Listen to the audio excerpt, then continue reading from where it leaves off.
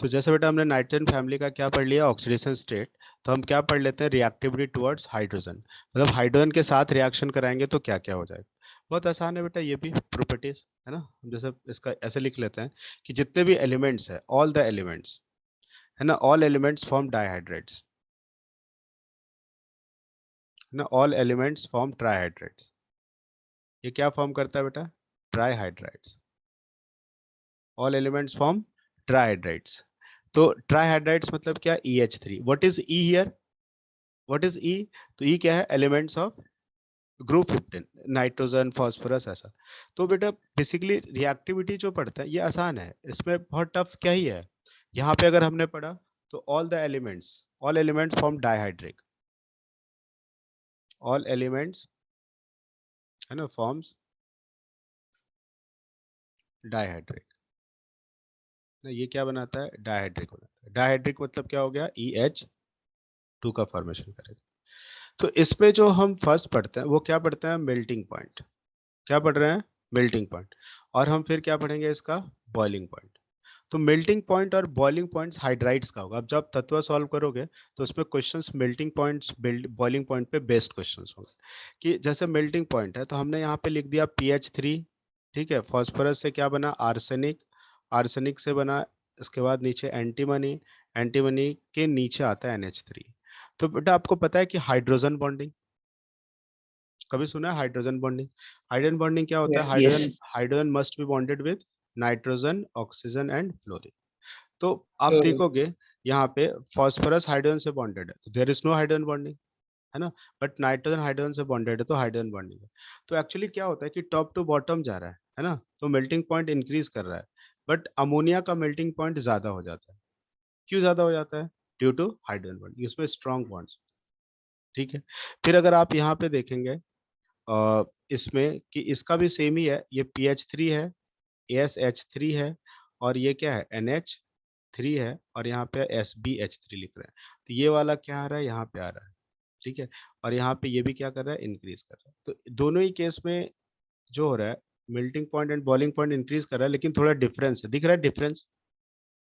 तो इसको कैसे एक्सप्लेन करेंगे। एक तो हम क्या देख रहे हैं कि जो इरेगुलरिटी है वो किस में आ रहा है बेटा, वो किस में आ रहा है बताओ, अमोनिया के केस में आ रहा है, अमोनिया के केस में। और ये इरेगुलरिटी जो आ रहा है वो किसकी वजह से आ रहा है, ये पहले सोच ले, किसकी वजह से आ रहा है ना, किसकी वजह से आ रहा है ये melting point and boiling point अगर हम लिखते हैं तो ये इंक्रीजेस हो रहा है, increases with increase of molecular weight. Melting point boiling point increases with, है ना, increase of molecular weight. Molecular weight अगर इंक्रीज करता है तो melting point boiling point increase कर रहा है। बट NH3 जो है, have exceptionally, NH3 have exceptionally, exceptionally, ठीक है, higher melting point and boiling point. ये क्या है, higher melting point and boiling point due to hydrogen bonding, due to hydrogen bonding in it, due to hydrogen bonding in it. तो इसमें hydrogen bonding हुआ। तो आपको ना एक कॉन्सेप्ट में डाउट रहेगा कि सर ठीक है, इस केस में तो चलो हाइड्रोजन बॉन्डिंग आपने बोला तो फॉस्फोरस आर्सेनिक एंटीमनी के नीचे आ रहा है।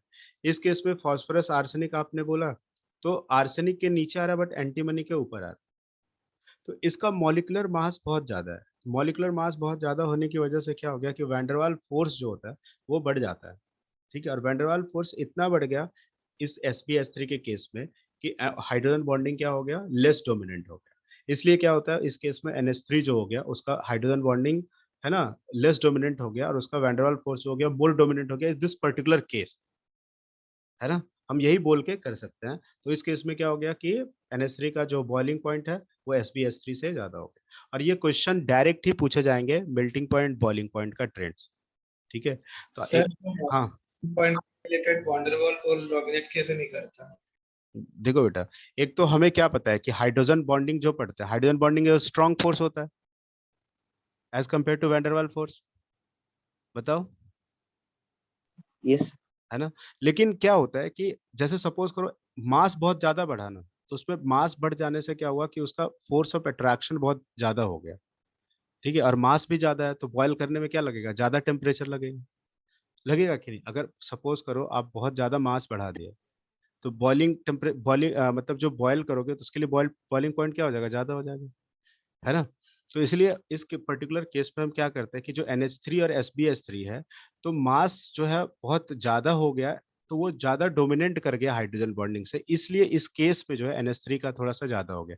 ऐसे बॉइलिंग पॉइंट और मेल्टिंग पॉइंट जो होता है किसी के लिए भी क्या होता है, फिक्स ही होता है ना। हम तो थोड़ा एक्सप्लेन कर रहे हैं हाइड्रोजन बॉन्डिंग इसमें हो गया इसलिए इसका इरेगुलरिटी आ गया, that's why we are explaining ना कि NH3 में हाइड्रोजन Yes. बॉन्डिंग है इसलिए इरेगुलरिटी है। बट अदरवाइज ऐसे अगर आप देखें तो जितने भी कंपाउंड्स होते हैं उसका बॉइलिंग पॉइंट क्या होता है, फिक्स ही होता है ना। जैसे वाटर है तो 100 डिग्री सेल्सियस है, इथाइल अल्कोहल है तो 80 डिग्री सेल्सियस है, तो बॉइलिंग पॉइंट तो सबका क्या होगा बेटा, फिक्स ही होगा ना, वो तो चेंज नहीं कर सकता, दिस आर एक्सपेरिमेंटल। बट यहाँ पे इरेगुलरिटी आ रहा है, तो इतना इरेगुलरिटी आ रहा है कि मतलब फॉस्फोरस आर्सेनिक से उसका ज्यादा है और एंटीमनी से कम है ना। तो इसमें हम सिर्फ बताने के लिए बता सकते हैं इसमें इसका मास बहुत ज्यादा डोमिनेट कर गया होगा, इसलिए उसका बॉइलिंग पॉइंट ज्यादा हो गया होगा, दैट्स इट ना। Because because this are experimental thing, है कि नहीं, बताओ, यस। है ना। समझ गया ओमकार। फिर यहाँ पे हम अगर देखते हैं इस केस में मेल्टिंग पॉइंट, तो यहाँ पे कोई इरेगुलरिटी नहीं है, तो यहाँ पे melting point and boiling point का देखा, तो इरेगुलरिटी करने का मतलब क्या है कि यहाँ पे भी हाइड्रोजन बॉन्डिंग है, लेकिन H2S H2Se H2Te और ये क्या हो गया H2O, ठीक है, तो यहाँ पे वाटर आ गया। फिर यहाँ पे देखोगे तो इस केस में H2S हो गया, H2Se हो गया, H2T हो गया और H2O हो गया, तो ये हो गया। तो हम अभी इस केस पे भी क्या देख रहे हैं कि जो बॉइलिंग पॉइंट है और मेल्टिंग पॉइंट वो क्या कर रहा है, increases down the group.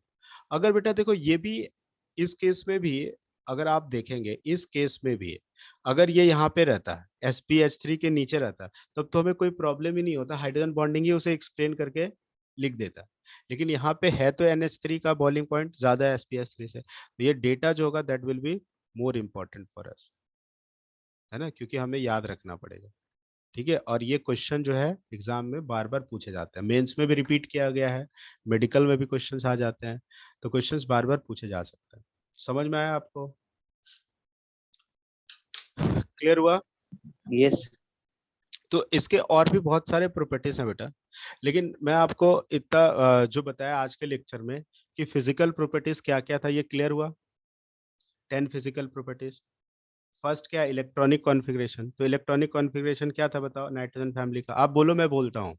Nitrogen family का electronic configuration NH2N. H2NP3 and oxygen का NH2NP4। फिर बताओ metallic non metallic nature nitrogen family का, nitrogen phosphorus, sir non metallic. Arsenic antimony, sir metalloid metalloids. Bismuth, metal sir metal होगा। Oxygen family में oxygen sulphur, Non-metal. Non non metal metal. Selenium tellurium, metalloids metalloid. Polonium, radioactive metal radioactive metals. Third atomic radius, atomic size of nitrogen family, increases down the group increases down the group. Oxygen family, increases down increases the down the group group. Electronegativity decreases sir down. Decreases decreases down the group. In the both group, है ना।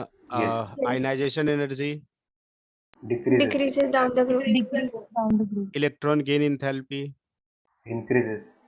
है ना, decreases decreases down the group, और nitrogen का सबसे कम होगा endothermic. Same oxygen family में decreases down the group, oxygen का सबसे कम होगा और ऑल आर एक्सोथर्मिक।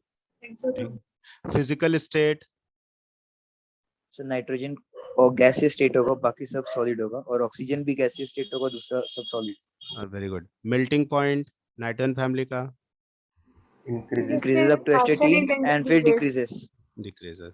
और क्या बोलते हैं boiling point, sir Nitrogen to increases bismuth increases. Decrease. Decreases down the group. अच्छा बेटा melting point increases up to arsenic then decreases, क्या कारण है इसका, inert pair effect. Inert Inert pair effect. कैसे एक्सप्लेन करेंगे कि हम आर्सेनिक तक जब जाते हैं तो क्या होता है कि +5 का कंपाउंड्स बना लेगा और नीचे जाएंगे तो 5 +3 का बनाएगा, क्योंकि +3 का स्टेबिलिटी ज्यादा होता है। तो +5 बॉन्ड बन रहा था, +3 बॉन्ड बन रहा था। 3 बॉन्ड बनेगा तो मेल्टिंग पॉइंट कम लगेगा, 5 बॉन्ड्स बनेगा तो ज्यादा लगेगा। ठीक है, फिर हमने केमिकल प्रॉपर्टीज पढ़ना स्टार्ट किया। तो फर्स्ट क्या पढ़ा? Oxidation state. Oxidation state, nitrogen family का कॉमन ऑक्सीडेशन स्टेट -3 तो + 3 -3 2 + + 5 5 3 2 प्लस -3 + 3 + 5, वेरी गुड। और -3 का stability down the group, sir decrease होगा। why decreases? Why decreases बेटा? Electronegativity decrease. Electronegativity. Stability down the group, +3 वाला इंक्रीज, +5 वाला decrease. Decreases Decrease.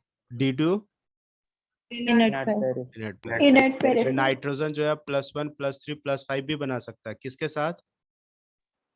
Oxide. Oxides. Phosphorus can show +1 +3 +5 किसके साथ? Oxy acid. Oxy acid, very good.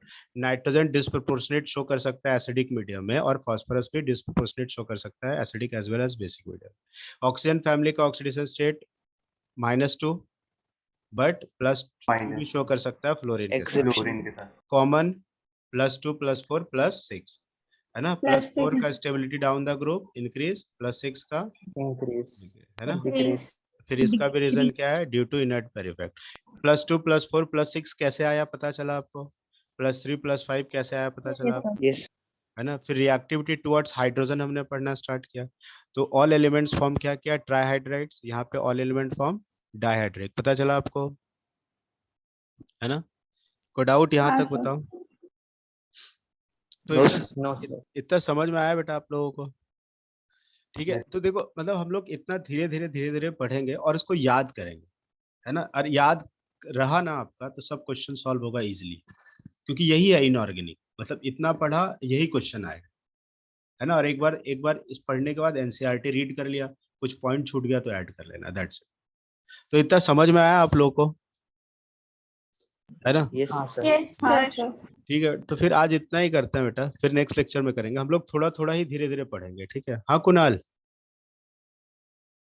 Sir आज का lecture जो record किया सर। हाँ रिकॉर्ड तो किया है, मैं लिंक बना के भेजता हूँ, ठीक है। ठीक है बेटा, तो आज सर हम ठीक है, तो आज इतना ही करते हैं, फिर करेंगे, ठीक है, बाद नेक्स्ट लेक्चर में। Thank you.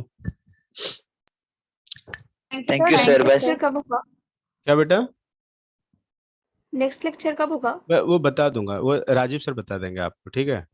CBR sir. Okay, sir. ठीक है, आपको समझा ना सब मुस्कान? Yes, sir. ठीक है, ऐसे याद कर सकते हैं ना घर पे 1.5 बार पढ़ के, ऐसे करके हम लोग। कोई प्रॉब्लम तो नहीं होगा Yes, इस लेक्चर में पढ़ने sir. से? बस देखो No, ऐसा नहीं sir. है, आपको कोई होमवर्क नहीं दूंगा, बस इतना पढ़ाया। आपको नोट्स भी शेयर कर दूंगा, जो पीडीएफ फॉर्म है ना उसका, जैसे मैंने पहले जो शेयर किया था आपको, ये शेयर कर दूंगा आपको। और ये जो है ना, आप कुछ नहीं करना है, बस ये वाला 1 पेज 1.5 पेज पढ़ लेना है। नेक्स्ट क्या 1 पेज 2 पेज नहीं पढ़ पाएंगे हम लोग? पढ़ पाएंगे ना, पढ़ 2 लेंगे। पेजेस कभी Yes, भी sir. पढ़ लिया एक बार, हाँ, है sir. ना। हंसते हंसते पढ़ लिया, क्लास में भी कभी पढ़ लिया, घर पे एग्जाम क्लास जब स्टार्ट हो उस टाइम भी 5 मिनट पढ़ लिया। तो ऐसे करके हम लोग क्या करेंगे, कर लेंगे। तो क्या होगा कि आपका इनऑर्गेनिक जो बड़े बड़े चैप्टर्स है ना, पी ब्लॉक डी ब्लॉक, तो आपका 2-3 चैप्टर खत्म हो जाएगा ना, तो आपको इजी लगेगा पढ़ने में फिर बाद में, है ना। Yes. तो फिर आज इतना ही करते हैं, फिर नेक्स्ट लेक्चर में करेंगे, ठीक है। Thank you very much. Thank you, sir. Thank you, sir. Thank you sir Thank you, good sir. Night, good night everyone, take care.